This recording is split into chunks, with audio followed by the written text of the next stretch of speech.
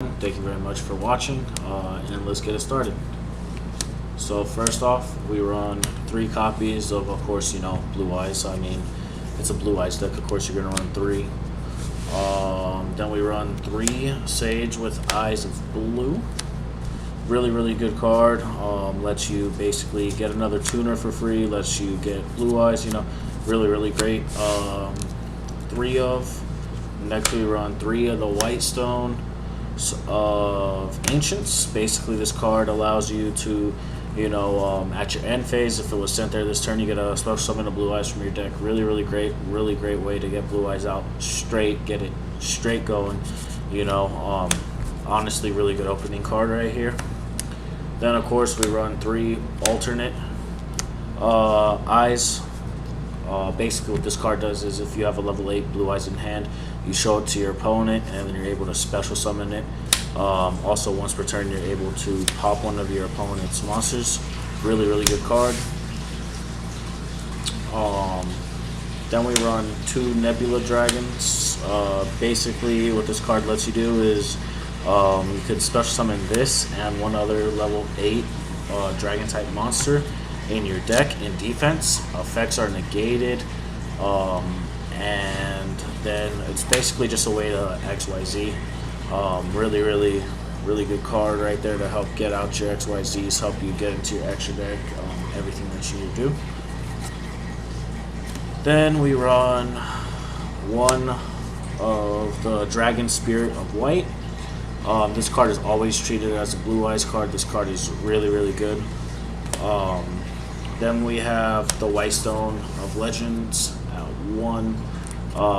Basically, if this card was sent there, sent to the graveyard the turn that you had this, you're able to add a Blue Eyes from your deck to your hand. Now this is where a little bit of spicy tech comes in. We have the Blue Eyes Chaos Max Dragon. This guy does double piercing damage to your opponent's defensive position monsters, and it can't be destroyed by card effect, only by battle. Then we have Chaos Form. Chaos Form basically helps you, summon this guy right here by getting rid of 1 dragon that equals its levels. It's a level 8, so you get rid of Blue Eyes and you basically get them, Then we run 3 of the Return of the Dragon Lords.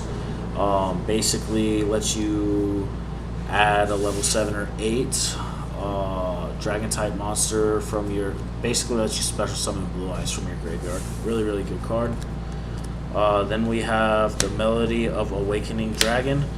Basically you discard 1 card and you're able to search for 2 dragon type monsters with 3000 attack and 2500 defense. Most of the time I end up getting rid of Whitestone of Ancients when I have this card. I discard that card, add Blue Eyes and Blue Eyes Alternative. Blue Eyes Alternative, of course, you get a special summon because you have the Blue Eyes, and then the Whitestone of Ancients, since it was sent that turn. Basically, you get to special summon a Blue Eyes from your deck after that. So it's kind of like a way to get 2 Blue Eyes on field at a time, really good card. Then of course we run the 3 trade-ins. For draw power, you got to see your cards, If you're not seeing your cards, you're not doing nothing right. You're basically just gonna be sitting there, Then we run 1 Successor Soul. Really great card right here. You tribute 1 effective monster, then target 1 effective monster your opponent controls, send it to the graveyard, then special summon 1 level 7 or higher normal monster from your hand or deck. You can only activate this effect once per turn, and then you could only attack with 1 monster during the turn this card was activated. So unfortunately, you do only get to attack with 1 monster after this card is activated, but it's still a really good card. Of course, Dragon Shrine, to help get Blue Eyes in grave, help hit the stones in grave. That way you're able to get Blue Eyes out. This is a really good card. 1 card of Consolence. Discard 1 card with 3,000. Discard 1 Dragon Tuner with 1,000 or less attack, and I get a draw card. So once again, it's another draw power card. Dragon's Mirror, basically, I run this for my extra deck. For most of my blue eyes engrave, I end up getting rid of that way. You know, I'm able to special summon, you know, different dragon type monsters for my extra deck. We run one Twin Twister for back row removal. Bingo Machine Go. This card basically is like a Pantheisium in this deck. You're able to search 3 blue eyes cards, add them to your hand, or not add all 3, but your opponent chooses one randomly, and you get to add that card to your hand. So really, really good card there. Only run it at 1 because 2 is a little bit too cloggy, and you don't really have a lot of targets with that. We will run 1 Quaking Mirror Force. The reason why I run Quaking now is in case I get the Ritual Dragon that I have. This card, you know, allows me to, you know, flip all of their monsters face down. And since that card does double piercing damage, it's like, you know, if they have 0 defense, you know, that's 8,000 right then and there. So you basically win the game. So it's one way to go about it. I only run 1, so you don't see it too often. We run 1 Royal Decree because, you know, it's back row hate. You know, you need to have back row hate, especially in this format. There's a lot of things that go on in the back row, just almost as much as, you know, monsters. Then we run 2 Rivalry of Warlords just because, you know, monster effects are a thing a lot in this format, so basically being able to limit them is really good with this card here. Only run it after 2. I run 1 Red Reboot because, you know, it's back at 1, and it's in my opinion, a really, really good card. We run 1 Gozen Match. You know, each player can only control 1 attribute of a monster, so if, you know, you're playing a deck that has multiple attributes for their monsters, this card just hates them. I was playing this card against True Dracos, and if you don't know True Dracos, every monster is basically a different attribute. So he wasn't really able to do much once I got this out, especially because there could only be 1 in Rivalry as well. So he kind of like locked himself on board at the same time as I locked him with this. Then we run the 1 Lost Wind. Really, really good card, really forgotten about. If you don't know what Lost Wind does, target 1 face-up special summon monster on the field. It has its effects negated, also its original attack is halved. If a monster is special summoned from your opponent's extra deck while this card is in your graveyard, except during the damage step, you could add this card back to your... I mean, you could set this card from your graveyard, but then you banish it after it leaves the field. So running it at 1 is pretty good. It's kind of like you're running it at 2 almost. On to the extra deck here, we end up running 2 Blue Eyes Spirit Dragons. One of the only other synchros that I run in this deck. Then after that, we run 1 Azure Eyes.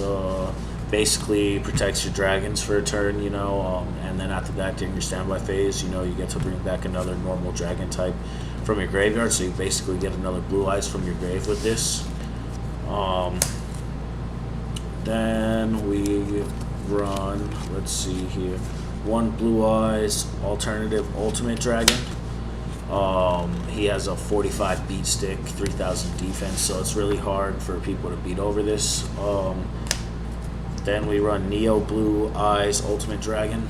This card is really, really good. It also has 4,500 attack and like 3,800 defense.